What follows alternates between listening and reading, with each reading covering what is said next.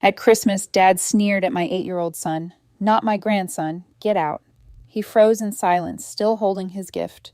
I rushed home, held him close, then sent one message. Handled them all. That night, 39 missed calls from Dad. Please don't do this, I replied with one line. You'd better start praying.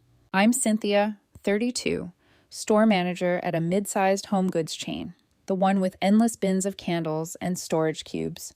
I make the schedules, smooth out customer meltdowns, and know exactly which employee can fix a jammed receipt printer by listening to it. I keep things running. That's my job everywhere, at work, at home, in this family that never says thank you. I'm also a mom to an 8-year-old named Jamie. He's shy with new people and loud with me, loves dinosaurs, carries a little notebook where he draws battle plans for homework and soccer. His dad is not in the picture. The story there is short and boring. He left. We stayed. We figured it out. Christmas Eve, my parents' living room smelled like pine and something burnt. Tinsel everywhere. My sister Ashley had brought her boyfriend and her laugh that sounds like someone testing a microphone. My brother Brent balanced a beer bottle on his knee and told the same story about almost making a semi-pro team. The TV was on mute, showing a fireplace video. It felt staged. Jamie stood near the tree, gripping a small gift he'd wrapped himself. Lumpy tape, blue paper, one crooked bow. For Grandpa, he whispered. He was proud of it.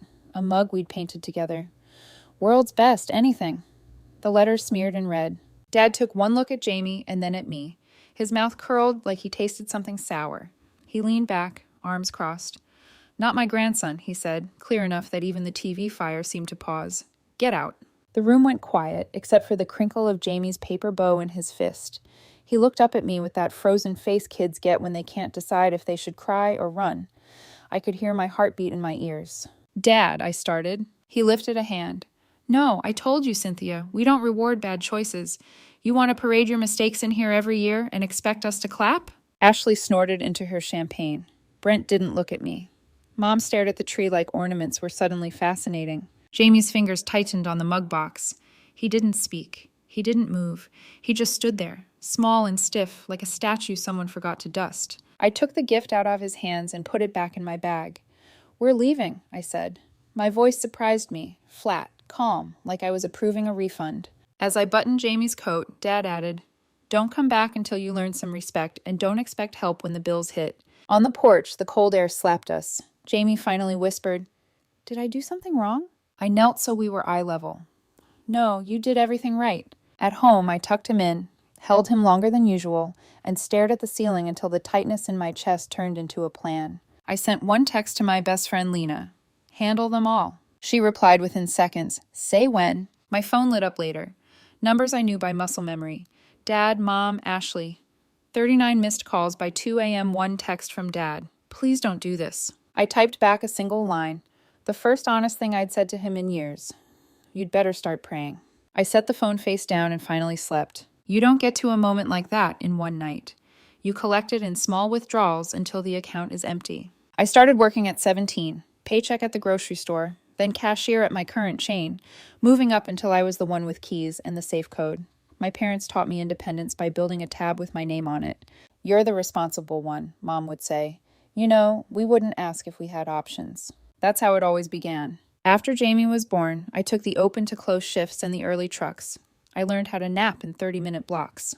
When daycare called, I left work, then came back after bedtime to finish inventory. Meanwhile, my parents perfected their chorus.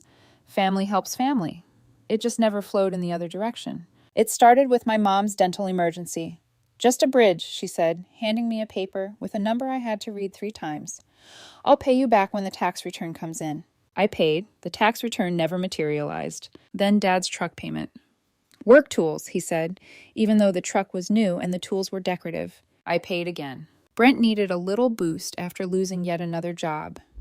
Ashley's art boutique launch needed seed money that became rent money that became, You're so generous, sis. God sees you. They learned my schedule. I'd get calls in the break room, steam from the overworked kettle fogging the little window. Cynthia, can you Zelle me $150 by 5? Bank fees are a scam. Cynthia, your brother's going to lose his deposit. Cynthia, it's just until Friday. The worst part wasn't the money. It was the names they pinned to me when I resisted. Selfish. Ungrateful. You think you're better than us because you have a job with a name tag. When I asked them to slow down, they sped up. They looped other relatives in. My aunt texted me, "Your mother is crying. How could you let her sit with no heat?" Meanwhile, I had just paid their gas bill online. The receipt sat in my email like a joke. They used my kid when all else failed. If you loved your son, you'd want him to know real family at the holidays.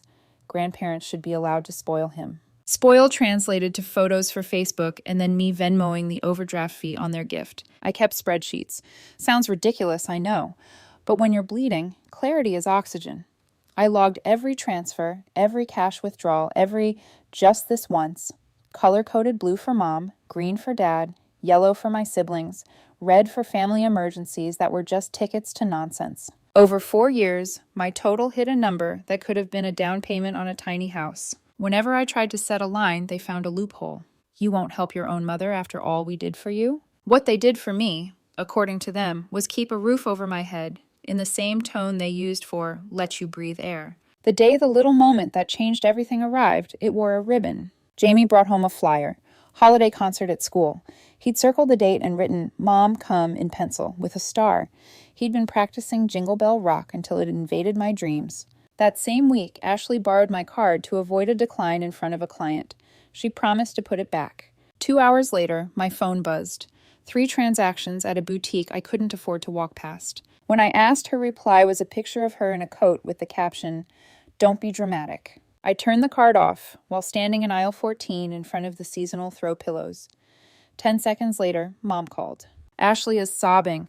"Why are you humiliating your sister? Give it a day." "No," I said. It tasted new. "I have to buy groceries." "For who? You? You've always had food." That same night, Brent showed up at my apartment unannounced. Jamie was asleep on the couch with a book on his chest. Brent smelled like bar mats. He stared into my fridge like it owed him something. "Spare me 100, he said. "Don't make me ask Mom." "Then don't ask," I said, pressing my palm to the door so he couldn't open it wider. He laughed like I told him I didn't believe in gravity. "Cynthia, you've always been tight. Remember when Dad paid for your prom dress? I bought it at the consignment shop. You spilled beer on it." He rolled his eyes. "Whatever. If you had a husband, you wouldn't be so uptight." The word husband hung there like a fruit fly. He was right about one thing.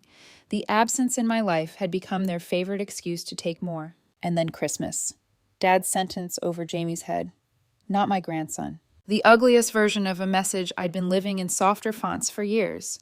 "You are not ours unless you pay for the privilege." Back home, I opened the spreadsheet. The total glared at me. I added the mug's cost to the red column out of spite. I stared at the numbers until they weren't numbers anymore, just proof, the kind you print and hand to someone who calls you a liar. I remembered all the evidence I had without trying. Text threads where Dad threatened to turn off the heat unless I wired money by noon. Voice messages where Mom rehearsed her grief because I couldn't cover Ashley's bounce check. Screenshots of deposits into Brent's account labeled, "Last time. Final. Seriously, last time." I thought about Jamie's face by the tree. I thought about how quiet he had been on the drive home, how he held the seatbelt with both hands like he could strap himself to safety. People like to say you can't pick your family.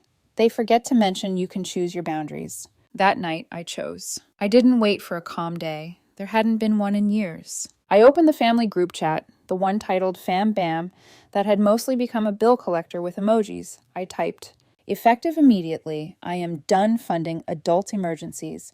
I will not transfer Zelle, Cash App, Venmo, or hand over cash.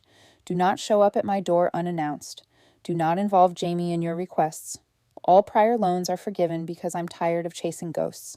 We are done." I attached a PDF, 28 pages, transfers, dates, amounts, notes. Ashley replied first. "Wow, what is wrong with you?" "Mom, Cynthia, delete that file right now. You do not humiliate family. You are sick." "Dad, you crossed the line. You apologized to your mother. You hear me?" Brent, "So you're rich now. Cool." I took a breath.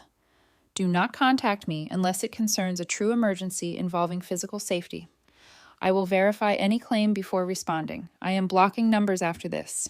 Dad called. I let it ring. He called again, 39 times by the end of the night. One message finally broke through because I needed to hear what he would say when he thought I'd listen. His voice shook.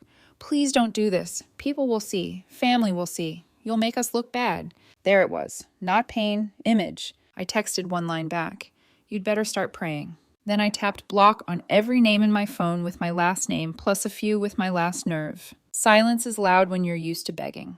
The first morning I woke up expecting the familiar buzz, the soap opera of other people's crises. Nothing.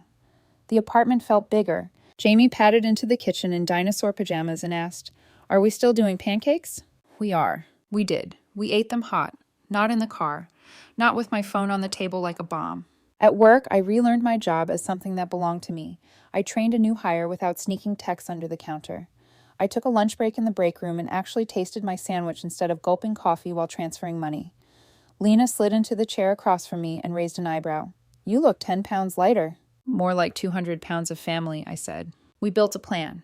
Not some cinematic revenge map with strings and pins. Just a boring, steady plan. My favorite kind. I opened a separate checking account. I changed the pins. I used two-factor authentication that went to an email only I knew. I added a password manager and stopped choosing words like Jamie 2016. I called the bank and flagged the cards Ashley had memorized accidentally. I told my landlord to ignore any calls from my parents regarding rent history. I told the school, politely but firmly, that only I could pick up my son. No grandparent surprises. The secretary, a woman who sees everything, nodded with a softness in her eyes that said she understood more than I had said out loud. The ripple hit sooner than I thought. My aunt posted a Facebook paragraph about daughters who forget the womb that nurtured them. I didn't respond. Mom texted Lena because of course she would. Lena sent me screenshots. "Is Cynthia okay? She's having a mental breakdown. We're worried." Lena replied with precision, like a surgeon. "Cynthia is finally okay. That's what worries you." Dad tried a different tactic. He emailed from an ancient address with no punctuation. "You have disrespected me for the last time. No more family for you don't come crawling back." I forwarded it to a folder named Keep. Not to dwell, but to remember. The money problems they warned me about were always theirs. When my deposits stopped traveling to their accounts, the cracks in their performance widened. The family group chat, renamed by someone to Family Only, exploded, according to Lena, who still had Ashley on mute, but peeked sometimes for sport. Ashley accused Brent of not stepping up. Brent called Dad a leech. Mom called everyone ungrateful. For once, I was not the glue. Without me, the pieces slid where they naturally wanted to go. 2 weeks later, Dad showed up at my store. I saw him in the camera first. White baseball cap, hands shoved in pockets like a teenager about to shoplift. I met him at the entrance before he could march to the customer service desk and make a scene. "Not here," I said. "If you want to talk, we step outside, and if you raise your voice, I'll walk back in." He blinked like I'd spoken another language. Outside, the January air carried exhaust and the sound of carts. "You made your mother cry." "I'm not a faucet. Her tears aren't my on-off switch." He leaned in. "We needed help 1 month. 1 month, and you broadcast our private business. I sent a file to the people who caused the file to exist. No one else. You embarrassed me. You embarrassed yourself." I watched the words land. "You called an 8-year-old not your grandson." He looked away. "I didn't mean it like that. There's only one way to mean that." He tried the apology word, but it arrived empty-handed. "I'm sorry if—" "No, you're sorry or you're not. You don't get to outsource the blame." He swallowed. "Fine, I'm sorry. Now can we go back to normal?" "This is normal for me." He shifted to money so fast you could hear the gears. "We'll pay you back. All of it." He said it like a threat. I canceled that debt. Not because I don't deserve it, but because I'm done carrying it. If you want to make amends, go to therapy, get a job that pays your own bills. Learn how to speak to a child without breaking him. None of that involves my bank app. He sneered at the T word like it was contagious. "We don't need strangers in our business." "You invited the whole world into our business when you made cruelty a holiday tradition." He walked away then, half stomp, half drift. At the door, he turned. "You'll regret this when you're old." I already regret not doing it sooner. At home, the sun hit our living room rug in a rectangle. Jamie was on the floor building a dinosaur fort out of couch cushions. "Mom," he said without looking up, "are we going to Grandma's next weekend?" "No," I said, sitting cross-legged beside him. "We're going to the museum, then pancakes again if we feel dangerous." He nodded as if I'd told him the sky was blue. Relief can be quiet like that. There were consequences people don't write motivational quotes about. I lost my free babysitting, a perk that came with an invoice anyway. I lost the illusion of a big family I could parade on social media. I lost the ability to pretend that if I just worked harder, they'd turn into different people. In return, I got time. Real, tangible time. I cleared the red column in my spreadsheet and replaced it with another color, orange, for savings. I set up an auto transfer called Future Us. I watched the balance crawl like a snail, slow and alive. I also got allies I didn't expect. My cousin Mia texted me from a number I didn't recognize. I read nothing, but I heard everything, and I just want you to know I see you. She went no contact with her own mom a month later. Boundaries are contagious if you let them be. One night, after we finished homework and before bedtime, Jamie brought me the mug we'd painted, the one my dad refused to touch. He'd fished it out of my bag and washed it with more effort than a museum volunteer. "Can I give this to Mr. Lopez?" he asked. He lets me borrow the red pencil in class and says thanks when I return it. "Yes," I said. "Give the best things to people who hold them gently." He smiled like he understood. I used to believe strength looked like lifting more of what was crushing me. Now I know it looks like stepping out from under it. Not my grandson. Those words still echo sometimes, not as pain anymore, but as a signpost. The exact spot where I stopped begging my family to be kind and started being kind to my family, my son and me. Here's the truth in simple terms. I paid for years. I paid in dollars, time, and dignity. Every transfer said, maybe this time love will follow. It didn't. I asked for respect, for holidays without landmines, for conversation that didn't end in a request. They said I was dramatic. I believed them because that was easier than believing the other thing, that they were using me. I left. Not the city, not my job, not my life. I left their script. I wrote my own. No money for adults who refuse to act like them. No access to my kid for people who weaponize him. No contact unless it serves safety or kindness. Dad still sends the occasional email that reads like a sermon with swear words. Mom posts vague laments online. Ashley rotates coats. Brent rotates couches. Maybe one day they'll do the work. Maybe they won't. Either way, the work is not mine. Last week, I sat in the auditorium for Jamie's spring concert. He spotted me and gave a tiny wave he thinks nobody sees. He sang too loudly and lost the beat twice and beamed like he had swallowed the stage lights. After Mr. Lopez thanked me for the mug, he said, "He's a good kid." I said, "He's mine." On the walk home, Jamie squeezed my hand. "We're a small family," he said. "We're the right size," I replied. "If there's a moral, it's this. I don't owe anyone access to me just because we share a last name. My love is not a payment plan. My son will grow up knowing that family is a verb, not a discount code. I used to fall asleep rehearsing how to fix everybody. Now I fall asleep after one line, the same one I sent that night. You'd better start praying for the day you meet the person I became when I chose us. Because I did, and I'm not going back.